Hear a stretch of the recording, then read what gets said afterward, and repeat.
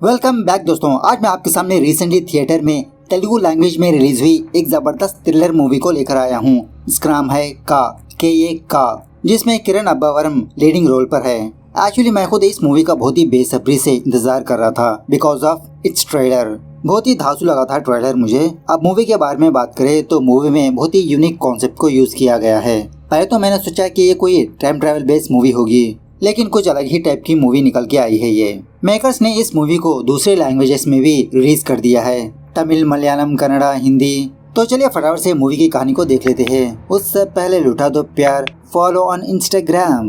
कहानी की शुरुआत में ही 3 मास्क वाले बंदों को दिखाया जाता है और इसी तरह हम लोग यहाँ पर ये भी देखते हैं कि एक टेबल के पास एक अजीब की मशीन है जो बहुत ही चमकदार होती है। एक बड़ा बॉस दोनों बंदों के पास आकर एक एक लेटर देने लगता है। एक लेटर में नाम लिखा होता है अभिनया वासुदेव और दूसरे लेटर में राधा। बॉस इन दोनों से कहने लगता है कि तुम दोनों किसी भी तरह से इन दोनों को यहाँ पर लेकर आओ। दूसरे सीन में मूवी के हीरो वासुदेव को दिखाया जाता है जो पहले से ही जख्मी होता है। ये दोनों मास्क वाले बंदे वासुदेव के पास आकर इसको किडनैप करने की कोशिश करने लगते हैं। वासुदेव इन दोनों से जबरदस्त तरीके से फाइट करने लगता है, लेकिन फाइनली ये दोनों वासुदेव को किसी भी तरह से नॉकआउट कर देते हैं। उसी वक्त वो लड़की राधा भी वासुदेव के पास आती है। इस किडनैपिंग को देखकर राधा यहाँ से भागने की कोशिश करने लगती है, लेकिन वो दोनों राधा को भी किडनैप कर लेते हैं। उसके बाद वो 2 मास्क वाले बंदे वासुदेव को एक थैले में बंद करके किसी रूम में लाकर रख देते हैं। थोड़ी देर के बाद वासुदेव को होश में आने पर इसको कुछ भी समझ में नहीं आता कि ये कहाँ पर है।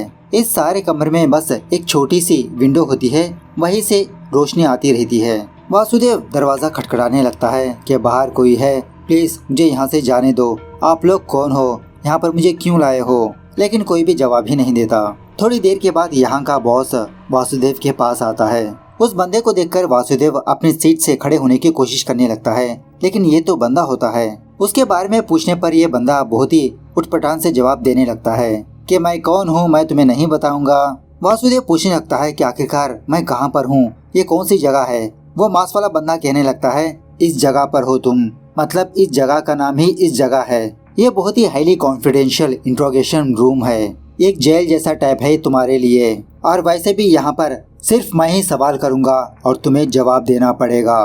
मास्क वाला बंदा पूछने लगता है कि तुम्हारा नाम क्या है। शॉकिंगली वासुदेव को अपना खुद का नाम नहीं पता होता और इसी तरह अपनी जिंदगी के बारे में भी इसको कुछ भी याद नहीं होता। वासुदेव शौक में रहकर कहने लगता है हाँ मुझे मेरा नाम याद नहीं। मास्क वाला बंदा कहने लगता है कि हम तुम्हारे बारे में सब कुछ जानना चाहते हैं, सारी बातें पता करने के बाद ही तुम यहाँ से निकल पाओगे। वासुदेव कहने लगता है अरे यार मुझे खुद मेरा नाम याद नहीं तो मैं कैसे अपने बारे में आप लोगों को बताऊंगा।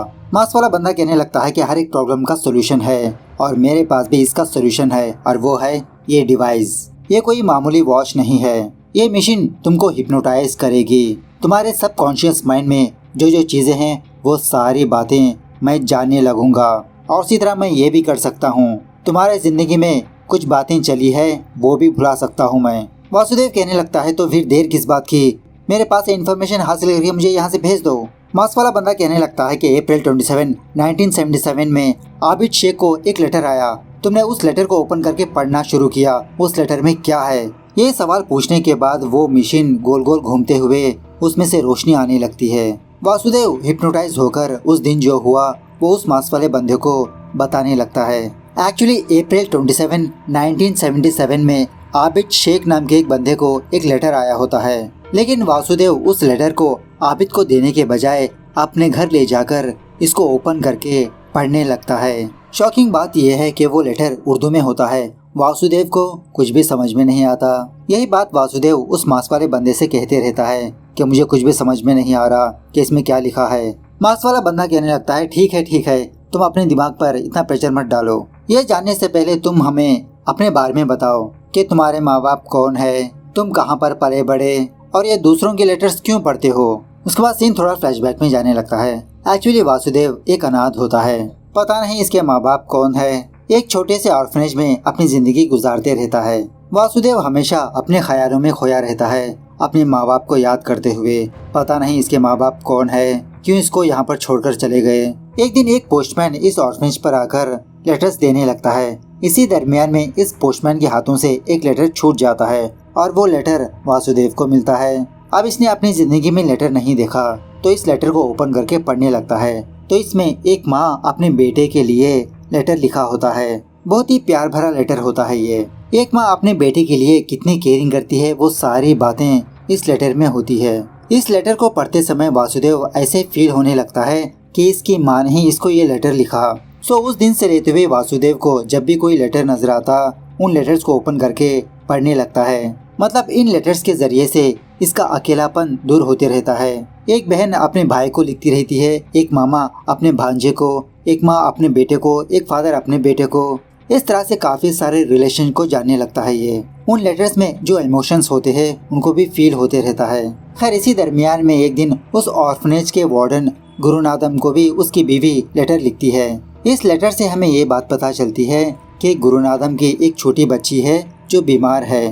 पाई पाई जमा करते रहता है अपनी बेटी की इलाज के लिए। उसी वक्त वासुदेव गुरुनाथम के पास आकर अपने माँ बाप के बारे में पूछने लगता है कि मास्टर जी मेरे माँ बाप कहाँ पर है। गुरुनाथम यही कहने लगता है कि बेटा वासुदेव तुम्हारा इस दुनिया में कोई भी नहीं है। वासुदेव दोबारा पूछने लगता है, अरे ऐसे कैसे मास्टर जी, बिना माँ के कोई कैसे पैदा हो सकता है? मेरी भी तो माँ होगी, वो कहीं पर होगी, बताओ ना मास्टर जी।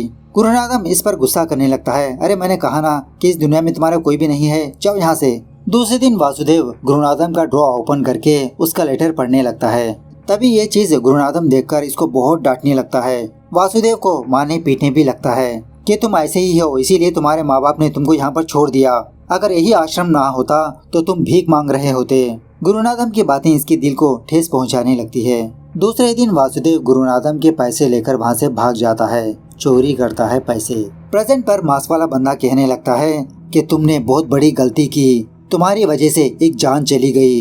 गुरुनाथम ने वो सारे पैसे अपनी बेटी के ऑपरेशन के लिए जमा किया था। उसकी बेटी को कैंसर था, टाइम पर इलाज ना मिलने पर उसकी बेटी मर गई और वो भी तुम्हारी वजह से। वासुदेव यही कहने लगता है, नहीं ऐसा नहीं हो सकता, मेरी वजह से किसी की जान कैसे जा सकती है, नहीं नहीं। उसके बाद तभी इस कमरे में रोशनी आने पर वो तीनों मांस वाले बंदे इस कमरे से बाहर चले जाते हैं। दूसरे कमरे में हम राधा को देखते हैं जो बेचारी रो रही होती है। वही राधा की आवाज वासुदेव सुनकर आवाज देने लगता है कि उस तरफ कौन है, आवाज दीजिए। थोड़ी देर के बाद वासुदेव ये देखता है कि इसके सामने एक डॉक्टर और एक बूढ़ी औरत है। शायद वो डॉक्टर वासुदेव का इलाज कर रही है। वासुदेव पूछते रहता है कि आप लोग कौन हो। मतलब वासुदेव ढंग से खाना नहीं खाया होता जिसकी वजह से ये थोड़ा वीक होता है, दोबारा बेहोश गिर जाता है। खैर दूसरे सीन में गुरुनाथम को दिखाया जाता है और फिलहाल इसकी बेटी प्रेग्नेंट होती है। इस तरफ कमरे में वो मांस वाला बंदा वासुदेव के पास आकर इसको होश में लाता है। वासुदेव पूछने लगता है कि अभी भी मेरे सामने दो औरतें थी, वो कहाँ पर गई? मांस वाला बंदा कहने लगता है कि मैं तुमको दोबारा कह रहा हूँ, यहाँ पर सिर्फ मैं ही सवालात करूँगा और तुम्हें जवाब देने होंगे। दोबारा वो मशीन गोल गोल घूमने लगती है। इस तरह से सीन दोबारा थोड़ा फ्लैशबैक में जाने लगता है। वासुदेव उस आश्रम से भागने के बाद छोटे मोटे काम करते हुए अपनी जिंदगी गुजारते रहता है, लेकिन ये जहाँ पर भी जाता दूसरों की लेटर्स को पढ़ता ही रहता है। इसकी एक लत बन चुकी होती है। थोड़ा बड़ा होने के बाद ये डिसाइड कर लेता है कि ये पोस्टमैन की जॉब करेगा। सुब्बू नाम का एक बंदा वासुदेव से वादा किया होता है कि मैं तुम्हें पोस्टमैन की जॉब दिलवाऊंगा। इस तरह से वासुदेव और इसका कोता कृष्णगिरी नाम के एक गांव पर जाने लगते हैं। वासुदेव को सच में ये गांव बहुत ही भा जाता है। बहुत ही सुंदर सा माहौल होता है इस गांव का, चारों तरफ पहाड़, हरियाली। लेकिन शॉकिंगली दोपहर के 3 बजते ही इस गांव में अंधेरा हो जाता है। जैसा लगता हो कि आधी रात हो चुकी है, लेकिन गांव वाले रोजमर्रा की तरह अपने काम करते रहते हैं। खैर उसके बाद इस गांव की एक लड़की सुबह सवेरे पूजा करने के लिए किसी मंदिर के पास जाने लगती है, लेकिन तभी कुछ लोग एक जबरदस्त प्लान बनाकर इस लड़की को किडनैप कर लेते हैं। उसके बाद वासुदेव एक दुकान वाले बंदे से इस गांव के बारे में पूछने लगता है कि दोपहर के 3 बजे यहाँ पर रात क्यों हो जाती है। वो दुकान वाला बंदा कहने लगता है, अरे भाई हमारे गांव के चारों तरफ बहुत बड़े बड़े पहाड़ है। जब सूरज पहाड़ के पीछे जाकर छुप जाता है तो हमारे गांव में पहले से ही अंधेरा हो जाता है। बाद में वासुदेव को इसी गांव में एक छोटा सा घर भी मिल जाता है, किराए पर रहने लगता है। यहाँ पर फ्रेश अप वगैरह होकर ये पोस्ट ऑफिस पर जाने लगता है अपने जॉब के बारे में बात करने के लिए। और इसी तरह वासुदेव 10वीं तक पढ़ाई की होती है। उस टाइम ये बहुत बड़ी पढ़ाई थी। खैर एक्चुअली इसी पोस्ट ऑफिस के पीछे एक घर होता है, पोस्ट मास्टर का घर होता है ये। इसी घर में वासुदेव एक बहुत ही खूबसूरत सी लड़की को देखता है। लड़की का नाम होता है सत्यभामा, शॉर्टकट में सत्या। अब वासुदेव को पहली नजर में ही प्यार होने लगता है। थोड़ी देर के बाद सुब्बू यहाँ पर आता है। वासुदेव सुब्बू से अपनी सर्टिफिकेट देते हुए रिक्वेस्ट करने लगता है कि भैया प्लीज मुझे किसी भी तरह से ये जॉब दिलवा दो ना। सुब्बू वासुदेव को लेकर पोस्ट मास्टर के पास जाता है। रंगाराव के पास वासुदेव की सिफारिश करने लगता है। रंगाराव कहने लगता है, अरे बेटा ऐसे पोस्टमैन नहीं बन सकते, इसके लिए बहुत ही लंबा प्रोसेस है, एग्जाम लिखना पड़ेगा, इंटरव्यू देना पड़ेगा। लेकिन वासुदेव रंगाराव से बहुत रिक्वेस्ट करने लगता है कि मास्टर जी मैं फटाक से आपके सारे खतों को डिलीवर कर दूंगा इन टाइम में, आपको कोई शिकायत का मौका ही नहीं मिलेगा। तो रंगाराव वासुदेव को काम पर रख लेता है, बस टेम्परेरीली। परमानेंट पोस्टमैन बनने के लिए एग्जाम तो लिखना पड़ेगा। सो वासुदेव उसी तरह से बहुत ही मन के साथ अपने काम को करने लगता है। घर घर जाकर उनकी चिट्ठी पहुंचाना, और उसी तरह जब किसी को भी पढ़ना नहीं आता तो चिट्ठी पढ़कर भी सुनाते रहता है। अब इसी दरमियान में धीरे धीरे वासुदेव सत्या से भी कनेक्शन जोड़ने की कोशिश करते रहता है। अब वासुदेव को तो दूसरों का खत पढ़ने की आदत होती है। ये खत में ये पढ़ता है कि एक ससुर दहेज के लिए अपनी बहू को बहुत टॉर्चर कर रहा है। तो ये जानने के बाद वासुदेव उस ससुर को उल्टा एक लेटर लिखता है जिसमें धमकी होती है, अगर तुमने दोबारा दहेज पूछा तो मैं तुम्हारी बात लाला को बता दूंगा। जब से वासुदेव इस गांव पर आया है, वासुदेव को लाला का नाम सुनाई देते रहता है जो बहुत ही खतरनाक होता है। उसी लाला का नाम इस लेटर में मेंशन करता है। तो लेटर पढ़ने के बाद वो ससुर अपनी बहू के साथ बहुत ही अच्छे से बिहेव करते रहता है बिना दहेज पूछे। इस तरह से वासुदेव दूसरों की प्रॉब्लम्स को भी सॉल्व करते रहता है, जरूरतमंदों को पैसे भी भेजते रहता है। खैर एक दिन वासुदेव चिट्ठियां लेकर उस एरिया के उस गांव के पुलिस स्टेशन पर जाता है। तो इसी पुलिस स्टेशन में वासुदेव को ये बात पता चलती है कि कुछ दिनों से इस गांव में लगातार लड़कियां मिसिंग हो रही है। पुलिस वाले हर एक एंगल से अपने तरीके से इन्वेस्टिगेशन कर रहे हैं, लेकिन इन लोगों को एक भी क्लू नहीं मिलता। दूसरे सीन में आबिद शेख नाम के एक बंदे को दिखाया जाता है। इस गांव में एक बहुत बड़ा आदमी होता है। समाज सेवा करना, लोगों की मदद करना, अक्सर गांव की भलाई के बारे में ही सोचता रहता है ये। एक रात इस गांव में बहुत बड़ा मेला चलते रहता है। इसी दरमियान में वो पोस्ट मास्टर रंगाराव वासुदेव को बुलाकर कहने लगता है कि बेटा मेरी बेटी को घर तक ड्रॉप कर दो, मुझे आने में और थोड़ा समय लगेगा।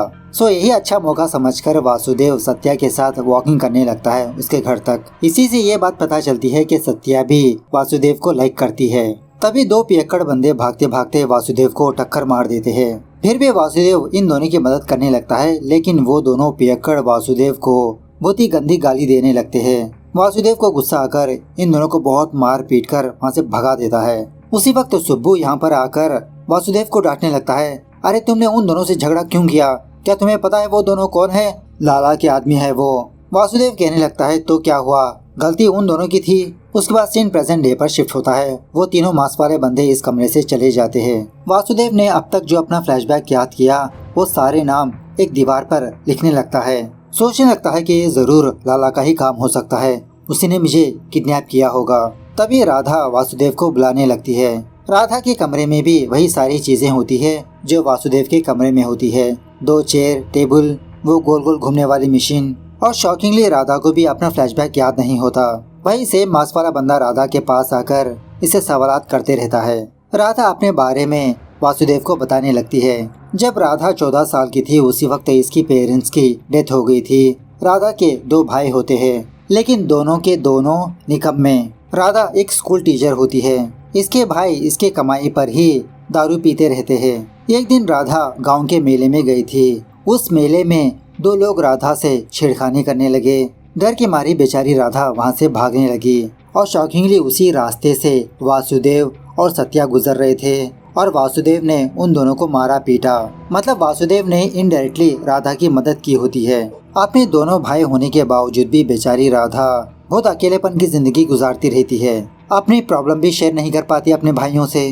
जब जब राधा आबिद के पास जाकर यही पूछती रहती है कि आबिद शेख जी, मेरे भाई के लिए भी कोई अच्छी सी जॉब लगा दीजिए ना। आबिद कहने लगता है, ठीक है बेटा, मैं कोशिश करता हूँ। राधा ये भी कहने लगती है कि आप तो जानते हो ना कि हमारे गांव में बहुत सारी लड़कियां मिसिंग हो रही है, उसके बारे में भी आप हायर ऑफिसर से बात करिए ना। आबिद यही कहते रहता है कि मैं अपनी तरफ से कोशिश कर रहा हूँ बेटा, देखते हैं क्या होता है। खैर प्रेजेंट डे पर वो मांस वाला बंदा वासुदेव के पास आकर दोबारा इसकी लाइफ के बारे में पूछते रहता है, चक्री फिराकर। एक दिन वासुदेव एक लेटर को लेकर एक बहुत ही पुराने घर पर जाता है, वहाँ पर डालने के लिए। एक्चुअली उस घर में कोई भी नहीं होता। वासुदेव को शक होकर उस लेटर को ओपन करके पढ़ने लगता है। उस लेटर में सिर्फ एक ही लाइन लिखी होती है, ईस्ट स्ट्रीट चारवा घर। वासुदेव सोचने लगता है कि इसका मतलब क्या हो सकता है। खैर जो भी हो, वासुदेव इस लेटर को उस पुराने घर के पास जाकर घर के पास रख देता है। खत डालने के बाद वासुदेव चोरी चुपके वहीं पर रहकर इंतजार करते रहता है कि देखता हूँ कौन इस खत को लेने के लिए आता है। शॉकिंगली रात हो जाती है, उस घर पर एक भी बंदा नहीं आता। खैर दूसरे दिन वासुदेव किसी बूढ़े बंदे को खत देने के बहाने से उस ईस्ट स्ट्रीट के बारे में पूछने लगता है कि ये ईस्ट स्ट्रीट कहाँ पर पड़ती है। शॉकिंगली वो ईस्ट स्ट्रीट फोर्थ घर और किसी का नहीं, खुद पोस्ट ऑफिस होती है। उसी वक्त फ्यूचर बोलने वाली एक औरत सत्या के पास आकर इसका हाथ देखते हुए इसका फ्यूचर बताती रहती है कि तुम्हारी लाइफ में एक बहुत ही अच्छा लड़का है, लेकिन तुम दोनों का मिलन इतना आसानी से नहीं होगा। इसके लिए एक पूजा करनी होगी। सुबह सवेरे हमारे गांव के मंदिर पर जाकर अपनी मुराद पूरी करो। वासुदेव ये सारी चीजें चुप चुप के देखते रहता है। क्यूरियोसिटी पैदा होने लगती है, क्या सच में सत्या के मन में मैं हूँ या तो फिर कोई और। सुबह सवेरे वासुदेव और इसका खूंटा उस पुराने वाले मंदिर पर जाते हैं। सत्या ऑलरेडी इस मंदिर के पास आई होती है, कुछ पूजा वगैरह करती रहती है। मंदिर पर जाकर वासुदेव का नाम बोलने लगती है कि भगवान वासुदेव से मेरी शादी करवा दे। यह सुनने के बाद वासुदेव बहुत खुश होने लगता है कि मुझे पता था कि सत्या भी मुझसे बहुत प्यार करती है, लेकिन उसी वक्त सत्या वहाँ से गायब हो जाती है। वासुदेव का कुत्ता ये फाइंड आउट करता है कि कुछ लोग सत्या को किडनैप कर ले जा रहे हैं। उसके बाद क्या था, वासुदेव और उसका कुत्ता बहुत जबरदस्त तरीके से फाइट करने लगते हैं सत्या को बचाने के लिए। फाइनली वासुदेव सत्या को बचा भी लेता है। तब जाके सत्या अपने प्यार का इजहार करने लगती है। वासुदेव सत्या को लेकर पुलिस स्टेशन पर जाना चाहता है, लेकिन सत्या मना करने लगती है कि अगर ये बात मेरे पापा को पता चलेगी तो मेरे पापा बहुत शर्मिंदा हो जाएंगे। इस बात को यहीं पर भूल जाओ वासुदेव। अब वासुदेव को उसी फ्यूचर बोलने वाली औरत पर शक होता है। एक अननोन नाम से इंस्पेक्टर को लेटर लिखने लगता है कि हमारे गांव में जो लड़कियां मिसिंग हो रही है उसका कनेक्शन वो फ्यूचर बोलने वाली औरत के साथ है। आप उसे पकड़कर इंट्रोगेशन करिए सर, क्योंकि वो फ्यूचर बोलने वाली औरत की वजह से ही सत्या उस पुराने वाले मंदिर के पास गई थी, और वो भी सुबह सवेरे। दूसरे दिन सुबह वासुदेव के पास आकर यही खबर सुनाने लगता है कि पुलिस वालों ने उस फ्यूचर बोलने वाली औरत को गिरफ्तार किया, लेकिन कोई फायदा नहीं है वासुदेव। उसका कहना है वो कुछ नहीं जानती। मुझे पता है वासुदेव, ये सब कुछ उसी लाला का किया धराया है, लेकिन वो लाला कुछ दिनों से गांव में ही नहीं। तभी वासुदेव ये देखता है कि लाला के घर को एक खत आया है। उस लेटर को ओपन करके पढ़ने पर वासुदेव को ये बात पता चलती है कि कल दोपहर को लाला और दूसरे बंदे के बीच कुछ डीलिंग होने वाली है। तो उसके बारे में पता करने के लिए वासुदेव इस लेटर को बदल के लिखने लगता है। मतलब इस लेटर में एक टाइम होता है, लेकिन अपने लेटर में दूसरा टाइम लिख देता है और वो पोस्ट लाला के घर में पोस्ट कर देता है। इस तरह से वासुदेव उस जगह पर जाकर इंतजार करते रहता है। थोड़ी देर के बाद एक गाड़ी वासुदेव के पास आकर वो बंदा पासवर्ड पूछने लगता है। जब वासुदेव पासवर्ड बोल देता है तो इसके हाथ में एक बैग थमा देते हैं। वो लोग जाने के बाद जब वासुदेव उस बैग को ओपन करता है तो इसमें काफी सारे पैसे होते हैं। वासुदेव इन पैसों को अपने घर में ही रख लेता है। इसके बारे में और पता करने के लिए इन पैसों के लिए कोई ना कोई अपने बिल से बाहर तो निकलेगा। प्रेजेंट पर वो मांस वाला बंदा वासुदेव से कहने लगता है कि तुम तो अपनी मन मर्जी से जिंदगी गुजारने लगे, तुम्हारी वजह से एक बंदे की जान गई। जो बंदा वो पैसा लेने वाला था, लाला ने उस बंदे को पकड़कर मार दिया। कुछ दिनों पहले वासुदेव इसी बंदे की मदद की थी, लेकिन उस दिन इसी वासुदेव की वजह से उस बंदे की मौत हो गई।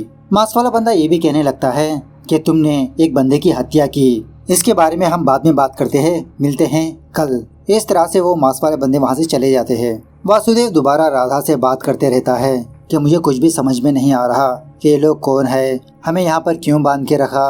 राधा वासुदेव को एक आइडिया देने लगती है कि तुम्हारे दरवाजे के ऊपर भी एक छोटी सी खिड़की है ना, वहाँ से बाहर झांकने की कोशिश करो, देखो कौन नजर आता है। सो वासुदेव उसी तरह से टेबल पर खड़े रहकर जंप करते रहता है उस तरफ झांकने के लिए। बहुत कोशिशों के बाद फाइनली वासुदेव को गुरुनाथम नजर आता है। शौक में रह जाता है, क्या ये घर मास्टर गुरुनाथम का है। दूसरे दिन वो मांस वाले बंदे दोबारा वासुदेव के पास आते हैं। वासुदेव कहने लगता है कि अब मैं आप लोगों को कुछ भी नहीं बताऊंगा, पहले आप लोग मुझे ये बताओ कि मैं कहाँ पर हूँ, मुझे यहाँ पर क्यों लाया गया। इसी बातों के दरमियान में वो मांस वाला बंदा अपना मास्क हटाता है। वो बंदा और कोई नहीं खुद वासुदेव होता है। वासुदेव पूछने लगता है कि आखिरकार कौन हो तुम? हूबहू मेरी तरह नजर आ रहे हो। हमशक्ल कहने लगता है मैं नहीं बताऊंगा, और वैसे भी तुमने एक हत्या की, उसके बारे में बताओ। वासुदेव कहने लगता है नहीं, मैं अब एक वर्ड भी नहीं बोलूंगा। हमशक्ल कहने लगता है देखो, अब तुम्हारे पास सिर्फ 2 ही दिन है, इन 2 दिनों में तुम हमारा कोऑपरेट करो। 2 दिनों के बाद मैं भी तुम्हारे पास नहीं आऊँगा और तुम भी यहाँ से आसानी से जा सकते हो। बाद में तुम पता कर लेना जो पता करना चाहते हो। अगर तुमने हमारा कोऑपरेट नहीं किया तो यहीं पर इसी जगह पर मारे जाओगे, सोचकर बता दो। इस तरह से वो हमशक्ल वहाँ से चला जाता है। दूसरे सीन में वो गुरुनाथम अपने दामाद को फोन करके अपने बेटी से बात करवाने लगता है। गुरुनाथम की बेटी का नाम होता है जानकी। जानकी का हस्बैंड दूसरे शहर में काम करते रहता है। अपने हस्बैंड को फोन करके बुलाने लगती है कि आप जल्द से जल्द आ जाइए ना, मुझे बहुत घबराहट हो रही है। इसी दरमियान में 2 बंदे गुरुनाथम से आकर मुलाकात करते हैं। कहने लगते हैं कि मास्टर जी, हमने आप ही के आश्रम में पले बढ़े। गुरुनाथम से ये बात पता चलती है कि एक्चुअली उस दिन वासुदेव की वजह से इसकी बेटी मर गई। बाद में गुरुनाथम ने दूसरी बेटी को गोद लिया। खैर दूसरे सीन में वो हमशक्ल दोबारा वासुदेव के पास आता है। वासुदेव कहने लगता है ठीक है, जो तुम जानना चाहते हो वो सब कुछ जान लो, मुझे यहाँ से जाने दो। इस तरह से वो चक्री गोल गोल घुमाने पर सीन थोड़ा फ्लैशबैक में जाने लगता है। एक दिन वासुदेव ये देखता है कि किसी लेटर पर फर्म एड्रेस नहीं होता। इस खत को ओपन करके पढ़ने लगता है। पता चलता है कि कुछ लोग कोर्ट के बाहर एक बंदे को मारने का प्लान कर रहे हैं। वासुदेव ठान लेता है कि किसी भी तरह से उस बंदे की जान को बचाना होगा। दूसरे दिन वासुदेव कोर्ट के पास पहुंच जाता है उस बंदे की जान को बचाने के लिए। शॉकिंगली इसी कोर्ट के पास राधा का भाई भी होता है, कुछ बंदों के साथ रेडी होता है। वासुदेव को पता नहीं होता कि ये लोग किसको मारना चाहते हैं, कितने लोग हैं ये भी नहीं पता उसको। थोड़ी देर के बाद एक बंदा कोर्ट से बाहर आता है अपने लॉयर के साथ। तभी राधा का भाई इस बंदे पर हमला करने लगता है। इसके साथ साथ राधा का बड़ा भाई भी होता है। वासुदेव उस बंदे की जान को बचाने की कोशिश करने लगता है। ये सीन बहुत ही जबरदस्त लगा मुझे यहाँ पर। फाइनली वासुदेव किसी भी तरह से उस बंदे को बचा लेता है। प्रेजेंट डे पर वो हमशक्ल वासुदेव से पूछने लगता है ठीक है, तुमने उस बंदे की जान को बचाई, लेकिन दोबारा उसको क्यों मार दिया? वासुदेव यही कहने लगता है कि मैंने किसी को नहीं मारा, कितनी बार बताऊं मैं। तभी राधा उस तरफ से रोती रहती है। हमशक्ल कहने लगता है कि अच्छा, अब तुम उस लड़की का नाम भी जानते हो, तो उसी से पूछ लो तुम कि तुमने उस बंदे को क्यों मारा।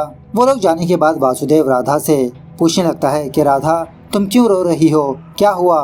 तो राधा वासुदेव को जो हुआ वो बताने लगती है। एक दिन कुछ गाँव वाले मिलकर एक गुरुजी के पास जाते हैं, क्योंकि इस गाँव में काफी सारी लड़कियाँ गायब हो रही है, उसका हल पूछने के लिए।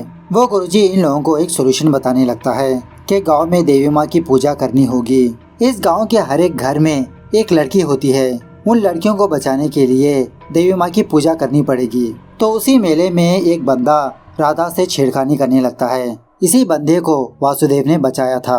राधा गुस्से में आकर इस बंदे को छापड़ लगाकर यहाँ से चली जाती है, लेकिन बाद में वो बंदा अपने आदमियों के साथ राधा के घर पर आकर राधा के भाई को मार पीट कर राधा के साथ बलात्कार करने लगता है। यह सुनने के बाद वासुदेव बहुत गुस्सा करने लगता है कि ऐसे बंदे को मार देना चाहिए, तुम लोगों ने क्यों छोड़ दिया उसको। तभी इसके कमरे में जो मशीन होती है ना, वो गोल गोल घूमने लगती है। सीन थोड़ा फ्लैशबैक में जाने लगता है। जब वासुदेव ने उस बंदे की जान बचाई तो रीजन पूछने लगता है कि आखिरकार वो लोग तुम्हें क्यों मारना चाहते हैं। ये बंदा सच बताने लगता है कि मैंने उनकी बहन के साथ एंजॉय किया, शुक्रिया तुमने मेरी जान बचा ली। ये सुनने के बाद वासुदेव खुद इस बंदे को स्टैब कर देता है। बाद में पता चलता है कि ये बंदा और कोई नहीं लाला होता है। मतलब इस बंदे का नाम लाला है, ये बात वासुदेव को पता नहीं होती। बस लाला का नाम सुनते आ रहा होता है कि लाला ने उस बंदे को मार दिया, इस बंदे को मार दिया। तो आज वासुदेव ने इसी लाला को मार दिया जाने अनजाने में। प्रेजेंट डे पर वो हमशक्ल वासुदेव के पास आकर कहने लगता है कि मैंने यही तो कहा था कि तुमने एक बंदे की हत्या की। वासुदेव कहने लगता है हाँ, मैंने जो किया वो सही किया, और वैसे भी तुम लोग राधा को यहाँ पर क्यों ले आए, उसको क्यों टॉर्चर कर रहे हो। हमशक्ल कहने लगता है कि तुम्हारी वजह से राधा यहाँ पर आई है। चक्री घुमाकर दोबारा सीन थोड़ा फ्लैशबैक में जाने लगता है। दूसरे दिन वासुदेव राधा के घर पर जाता है। ये बात पता चलती है कि राधा के दोनों भाइयों को जेल हो गई। अब पता नहीं राधा का क्या होगा। उसके घर पर जाता है लेकिन घर को ताला लगा होता है। कांस्टेबल से पूछने लगता है कि चाचा उस लड़की का क्या हुआ।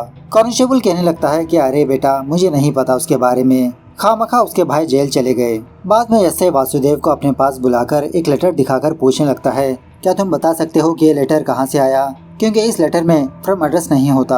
एक्चुअली ये लेटर खुद वासुदेव ने लिखा होता है कुछ इन्फॉर्मेशन देने के लिए। उसी वक्त एक कांस्टेबल लाला के बिलोंगिंग्स इंस्पेक्टर के सामने लाकर रखता है तो इन्हीं चीजों में वासुदेव एक पेन को देखता है। शॉकिंगली ये पेन कुछ दिनों पहले आबिद शेख के पास देखा था इसने।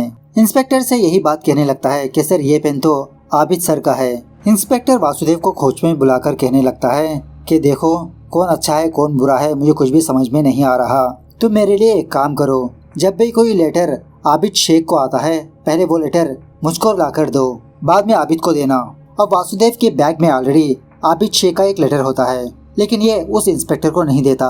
फटाफट से अपने घर पर जाकर इस लेटर को ओपन करता है तो ऑफ कोर्स ये लेटर उर्दू में होता है, इसको लैंग्वेज ही नहीं आती। बाद में इस लेटर को कॉपी करने लगता है किसी को दिखाने के लिए जिसे उर्दू आती हो। असली लेटर आबिद के घर में डाल देता है। बाद में सत्या का फादर रंगाराव वासुदेव के घर पर आकर कुत्ते का एग्जाम्पल देते हुए इसको बहुत जलील करने लगता है, क्योंकि रंगाराव को वासुदेव और सत्या के प्यार के बारे में पता लग चुका होता है। इनडायरेक्टली वासुदेव को गालियां देते रहता है कि तुम्हारे माँ बाप कौन है तुम्हें खुद को नहीं पता, तुम्हारी कैस्ट क्या है तुम्हें खुद को नहीं पता, ऐसे में तुमको हमारी बेटी चाहिए। और उसी तरह कल से पोस्ट ऑफिस पर भी आने से मना कर देता है। रंगाराव की बातें सुनने के बाद बेचारा वासुदेव बहुत फील होने लगता है। कुछ दिनों तक सत्या से बात ही नहीं करता। उसके बाद वासुदेव उसी गांव के एक मुस्लिम बुजुर्ग के पास जाकर वो लेटर दिखाकर पूछने लगता है कि चाचा ये बताओ कि इस लेटर में क्या लिखा है। वो बंदा इस लेटर को पढ़ने के बाद वासुदेव से कहने लगता है कि अरे वासुदेव, इस महीना 25 तारीख को राधा नाम की एक लड़की को किडनैप करने वाले है, यही लिखा है इसमें। और शॉकिंगली आज ही 25 तारीख है। वासुदेव फटाफट से लेटर लेकर पुलिस स्टेशन पर जाता है। पता चलता है कि यहाँ पर पुलिस वाले नहीं है, दूसरे शहर पर गए हैं कुछ मीटिंग पर। वासुदेव वहाँ के कांस्टेबल को सारी बात बताने लगता है, हमें किसी भी तरह से राधा को बचाना होगा, आप बाकी लोगों को भी इन्फॉर्म करिए। इस तरह से वासुदेव आबिद शेख के घर पर जाता है। आबिद ऑलरेडी राधा को किडनैप कर चुका होता है अपने आदमियों की मदद से। राधा से कहते रहता है, अरे राधा बिटिया, तुम्ही ने कहा ना कि तुम्हें एक काम चाहिए, बस दूसरों के पास सोती रहो, वही काम है तुम्हारा।